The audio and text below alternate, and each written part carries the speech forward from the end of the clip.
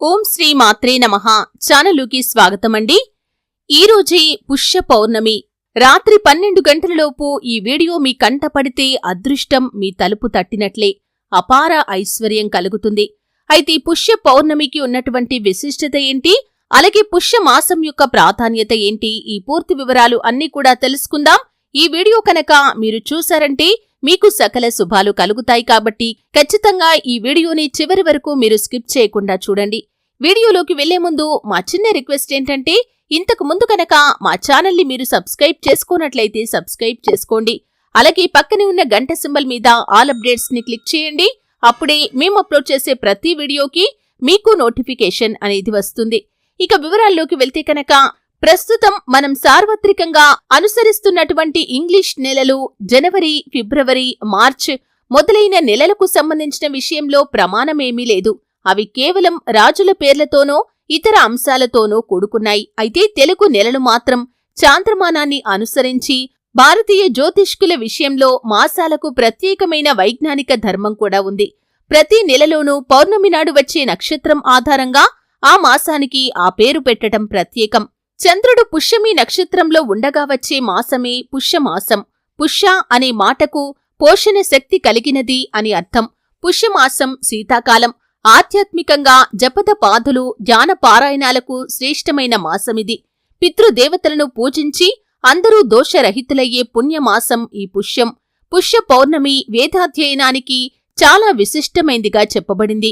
శ్రావణ పౌర్ణమి మొదలు పుష్య పౌర్ణమి వరకు వేదాలు, మంత్రాలు నేర్చుకోటానికి అనువైన సమయంగా చెప్పబడింది. విష్ణువుకు ఇష్టమైన మాసం ఆశ్వయుజం, శివుడికి కార్తీకం. అలాగే పుష్యమాసం శనీశ్వరుడికి పరమ ప్రీతికరం. ఎందుకంటే ఆయన జన్మ నక్షత్రం పుష్యమి. ఈ నెలంతా శని భగవానుణ్ణి పూజించేవారి పట్ల శని ప్రసన్నుడై శుభాలు కలిగిస్తాడని మన పురాణాలు తెలుపుతున్నాయి. ఏలినాటి శనితో బాధపడేవారు ఈ మాసంలో రోజూ ఉదయాన్నే శుచిగా స్నానం చేసి శనీశ్వరుణ్ణి భక్తితో ప్రార్థిస్తారు. పౌర్ణమి నాడు శనికి తైలాభిషేకం జరిపించి నువ్వులను దానమిస్తారు. ఆయనకు ఇష్టమైన నువ్వులు, బెల్లం ఆహారంలో భాగం చేసుకుంటారు. దీని వెనుక శాస్త్రీయ కోణం చూస్తే కనుక, ఈ రెండు పదార్థాలు మనిషి ఒంట్లో వేడిని పెంచి చలి నుండి రక్షిస్తాయి. శని ధర్మదర్శి, న్యాయం, సత్యం, ధర్మాలను ఎత్తి చూపించేవాడు. సర్వప్రాణుల సమస్త విశ్వప్రేమను, పవిత్రతను ఉద్ధరించేవాడు అతడే.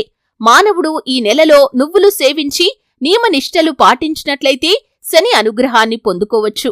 అంతేకాకుండా గరుడ పురాణంలో నాభిస్థానం శనిస్థానం అని చెప్పబడింది. ఎప్పుడు శరీరంలోని నాభి ప్రదేశాన్ని శని ప్రదేశంగా చెప్పారో అప్పుడే ఈ ప్రదేశానికి ఉన్న ప్రాముఖ్యతకు అంతటికీ శని ప్రభావమే కారణం అని మనం గ్రహించాలి. పుష్యమాసం తొలి అర్ధభాగంలో విష్ణుమూర్తిని పూజించటం అనాదిగా వస్తున్న ఆచారం. పుష్య శుక్ల విధియ నుండి పంచమి వరకు శ్రీహరిని తులసీ దళాలతో పూజిస్తే సౌందర్యం లభిస్తుంది. అలాగే సోమవారాల్లో శివుణ్ణి మారేడు దళాలతో, ఆదివారాల్లో సూర్యుణ్ణి జిల్లేడు పూలతో అర్చిస్తారు. శుక్లపక్ష షష్ఠి నాడు తమిళులు కుమారస్వామిని పూజిస్తారు.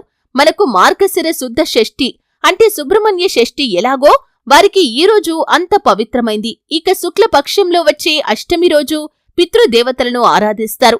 ఈ మాసంలో శుద్ధ ఏకాదశిని పుత్రదా ఏకాదశి అంటారు. ఈ రోజున ఏకాదశి వ్రతం ఆచరిస్తే పుత్ర సంతానం కలుగుతుందని ఒక విశ్వాసం.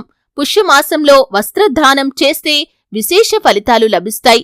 చలిలో బాధపడేవారిని ఆదుకోవటమే ఈ నియమం వెనక ఉన్నటువంటి సదుద్దేశం. పుష్యమాసంలో వచ్చే పెద్ద పండగ సంక్రాంతి. సంక్రాంతి ముందు జరుపుకునే పండగ భోగి. చీకటితోనే లేచి చలిమంటలతో చీకట్లను పారద్రోలుతారు. దక్షిణాయనానికి, ధనుర్మాసానికి ఆఖరి రోజు ఇది. భోగినాడు వైష్ణవ ఆలయాల్లో గోదా రంగనాథుల కళ్యాణాన్ని కన్నుల పండగగా జరుపుకుంటారు. మర్నాడు సూర్యుడు మకర రాశిలోకి ప్రవేశించే దినమే.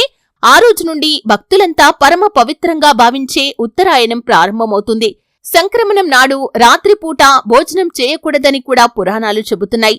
సంక్రాంతి నాడు శివుణ్ణి ఆవు నేతితోనూ నువ్వులతోనూ అభిషేకిస్తే దరిద్రం పోయి సకల భోగభాగ్యాలు కలుగుతాయని ప్రతీతి. సంక్రాంతి మరుసటి రోజు కనుమ పండగ చేస్తారు. ఈరోజు ధాన్య రాశులను, వ్యవసాయంలో సహకరించే పశువులను లక్ష్మీ స్వరూపంగా భావించి పూజిస్తారు. పుష్య బహుళ ఏకాదశిని విమలైకాదశి, సఫలైకాదశి, షట్తిలైకాదశి, కళ్యాణైకాదశి అని పిలుస్తారు. సున్నిపిండితో ఒంటిని రుద్దుకొని నువ్వులు కలిపిన నీటిలో స్నానం చేయటం, నువ్వుల్ని ఆహారంలో భాగం చేసుకోవటం, మంచినీటిలోనూ నువ్వులు కలుపుకుని తాగటం, తిలదానం చేయటం ఈ ఏకాదశి రోజు చేస్తారు. ఈ మాసంలో ఆఖరి రోజైన అమావాస్యను చొల్లంగి అమావాస్య అంటారు. ఈ రోజు నదీ స్నానాదులు చేసుకుని దైవ దర్శనం చేసుకుంటే శుభాలు కలుగుతాయి. పితృతర్పణాలు, ఆబ్దికాదులు ఉంటే విశేషించి పితృదేవతల అనుగ్రహం కూడా మీకు కలుగుతుంది. అయితే ఈ రోజు పుష్య పౌర్ణమి. పౌర్ణమి తిథిని అత్యంత పవిత్రమైన తిథిగా భావిస్తారు. ఏడాదిలో వచ్చే 12 పౌర్ణమిలలో కొన్ని పౌర్ణమిలు అత్యంత ముఖ్యమైనవి. వాటిల్లో ఒకటి ఈ పుష్యమాస పౌర్ణమి. ఆధ్యాత్మిక కార్యక్రమాలకు అనువైందిగా ఈ పుష్య పౌర్ణమిని చెబుతారు. ఈ రోజు నదీ స్నానం, లక్ష్మీ పూజ, దానధర్మాలు చేస్తే గత జన్మలోని పాపాలు, ఈ జన్మలో ఇప్పటివరకు చేసిన పాపాలు తొలగిపోయి మోక్షానికి మార్గం సుగమం అవుతుంది. కొన్ని ప్రదేశాల్లో పుష్య పౌర్ణమిని శాకంబరి జయంతిగా కూడా జరుపుకుంటారు. ఈ రోజు దుర్గాదేవిని శాకంబరి దేవిగా అత్యంత భక్తి శ్రద్ధలతో పూజిస్తారు. భూమిపై కరువు, తీవ్రమైన ఆహార సంక్షోభాన్ని తగ్గించడానికి దుర్గాదేవి శాకంబరిగా అవతరించిందని నమ్ముతారు.